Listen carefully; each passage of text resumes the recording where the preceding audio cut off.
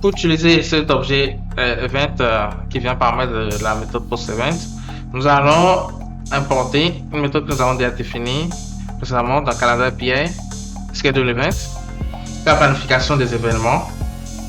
Donc, on va faire form.calendar schedule event et nous allons faire create event et schedule event. Donc, cette fonction va prendre un paramètre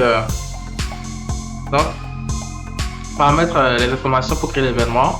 Donc, on va utiliser les données qui sont extraites de l'objet event, notamment la start date, la start time and date, le fuseau horaire et tout ça. Donc, nous allons voir ici, ça va prendre event.start date. Voilà, ça nous propose, formidable. Je vais activer en fait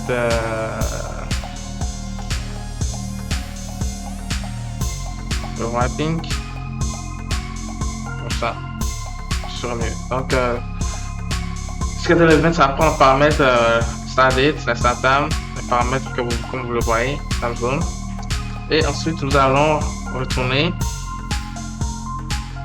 On peut faire ceci. Alors, donc nous allons retourner ici un dictionnaire.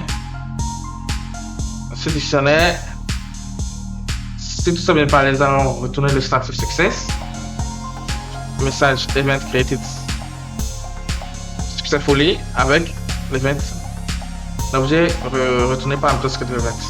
Donc, je reviens un peu de la méthode schedule event. Schedule event, c'est une méthode qu'on avait implémentée qui fait créer cet objet event, ce dictionnaire event avec les paramètres suivants qui correspondent à ce que l'API de Google Calendar attend à recevoir. Il appelle la méthode create event. Dans create event, il récupère le service de l'API de Google Calendar et il fait ceci, comme vous le voyez, service, il insère l'événement dans le calendrier, il retourne cet objet create event. C'est cet objet qui est ensuite retourné.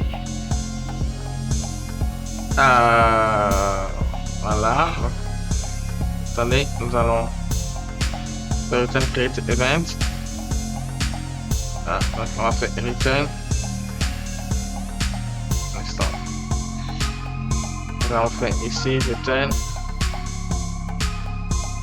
Voilà. Nous allons enlever ceci. Et nous revenons dans server.py. Donc cet objet create event, c'est ce que l'appel de Google Canada nous retourne. Et ça, vous allez voir, ça contient plusieurs informations. Allez, sans plus tarder, nous allons tester notre serveur, notre méthode post-event. Et nous allons terminer là-dessus pour cette session. Donc, vous voyez que votre serveur face API, il se recharge systématiquement. Voilà, lorsque vous modifiez vos fichiers. Nous allons maintenant aller dans notre documentation qui nous a généré automatiquement. L'un des avantages de FastAPI par rapport à d'autres frameworks, c'est cette documentation systématique qu'il fournit avec Swagger, qui vous permet de tester votre API, votre microservice. Nous allons réactualiser ça. Et voilà, bravo. Vous voyez ici, il nous indique maintenant que les paramètres que doit recevoir notre méthode post-event sont de ce type-là, JSON. Vous voyez comme ce que nous avons défini le modèle event. Encore une fois, si tout ceci est nouveau pour vous, si créer des API, envoyer des requêtes dans le body d'une méthode de post, traiter cette requête, les web HTTP sont nouveaux pour vous, sachez que ce n'est pas l'objectif de cette vidéo. Et si vous êtes intéressé de comprendre cela de façon profonde, laissez-moi un commentaire et je vais travailler sur une vidéo pour apporter des explications plus amples sur le développement des applications web. Donc, vous voyez, ça nous propose, ça nous indique les données que nous devons envoyer dans la requête et nous pouvons essayer systématiquement. Donc, systématiquement, ça a pris la date d'aujourd'hui. Nous irons sur mon calendrier. Très simple. Je vais activer, je vais désactiver le fond noir et je vais mettre notre API face API à côté. Je vais programmer un événement pour demain, 14, ouais, 14,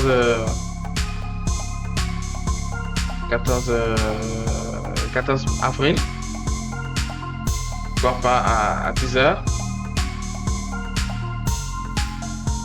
à 10h, 10h à 10h53 à 11h53. Le sujet, on va mettre running un test from Fast API, docs, Fast API, tout simplement, description, just for fun, juste pour tester, Voilà, attendees, on va mettre rien pour le moment. Les time zones, vous le savez, on va préciser Europe, Paris, c'est important. Pour le moment, vous pouvez mettre tout ce que vous voulez. On est seulement en train de tester et je vais exécuter. Donc, quand j'exécute, nous avons une réponse 200. Vous voyez, Success, event created successfully. C'est le message que j'ai mis. Et ça me donne l'objet event. Vous voyez ici sur le calendrier, il y a quelque chose qui est apparu là. Ouais, je n'ai pas du tout coupé, c'est vraiment en live direct. Nous avons l'événement qui a été créé sur notre calendrier, Run Test from Fast API. Description juste pour tester. Ouais, de 12h53 à 13h53 à cause du fuseau horaire.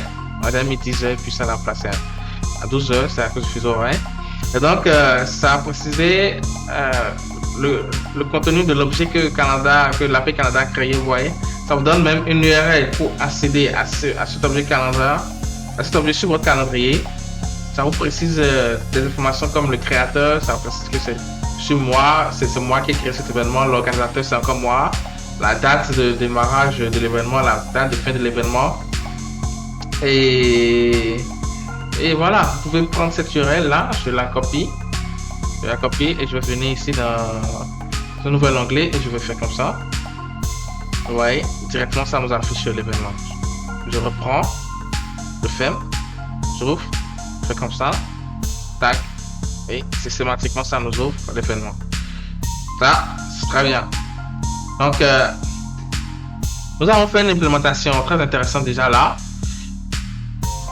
Donc, cette partie, nous allons par la suite faire la gestion des erreurs ici. Dans le cas où l'insertion de développement dans notre calendrier n'a pas réussi, nous allons aussi faire des évolutions sur cette méthode dans une prochaine vidéo. Ça va consister principalement à intégrer une base de données Mongo dans laquelle nous allons insérer systématiquement nos événements.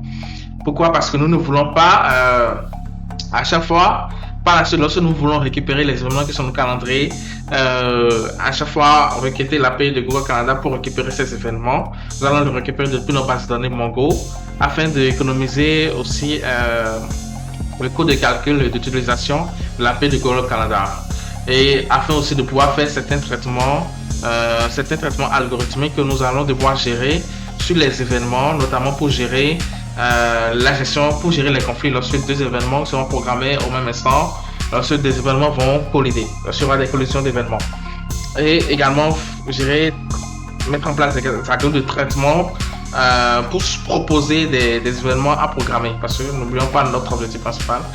Orion, c'est une IA qui va gérer automatiquement votre calendrier de façon efficace. Alors, merci d'avoir regardé cette vidéo et à très bientôt dans une prochaine vidéo. Si vous avez aimé cette vidéo, n'oubliez pas de liker, de la partager. Si vous n'êtes pas encore abonné, abonnez-vous afin d'être notifié pour les prochaines vidéos.